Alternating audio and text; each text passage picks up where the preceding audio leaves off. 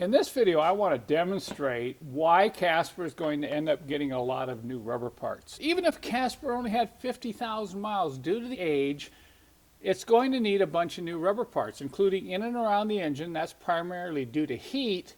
And then around the front suspension, the driveline flex disc, things like that. The rear end pumpkin mount is probably going to need to be replaced, because I found that after 18 to 20 years, it doesn't matter the mileage. It's just the rubber gets hard. Now watch this as I take the breather off. This is a very simple part, doesn't get replaced that often, but you'll find that it'll start leaking around here, and you'll tighten the clamps down and tighten them down, and it keeps leaking oil. Here somebody's put an aftermarket clamp on here. It really doesn't even need a clamp there if the part's right. So I'm going to pull this off. I bet you I can just lift it right off. See that?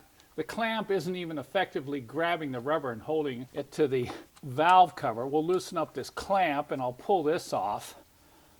All right, let me take this clamp off. I've got a brand new rubber breather here that I want to compare this with. We'll get this clamp off. All right, now I'm going to bring the new one in. The first thing you're going to notice is the difference of diameter, okay? On both ends, look at the difference of diameter there. But the big thing is look at the difference in flexibility. You know, this thing has gotten really hard. This one barely moves. I've seen them so bad where you squeeze it like this, it'll crack the rubber. So I doubt whether this is original. This has probably been replaced. It has the Mercedes part number on it with the Mercedes stamp, so it is a Mercedes part, it's not aftermarket. And I am replacing it with a genuine part from Germany that I've had sitting around here for the last 10 years. But look at how much tighter this one fits on. See that? It doesn't come off even if you pull, and this one just slips on and just comes off like that. And the same with this end here.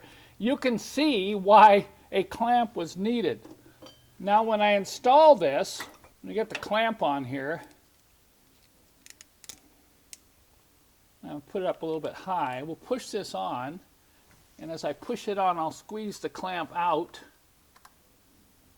and then we'll slip that right down on there. See that?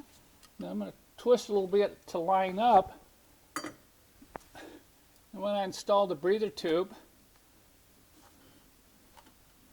I'll push it all the way in and twist it in position. Check it down here for tightness. This rubber piece is probably going to have to be replaced.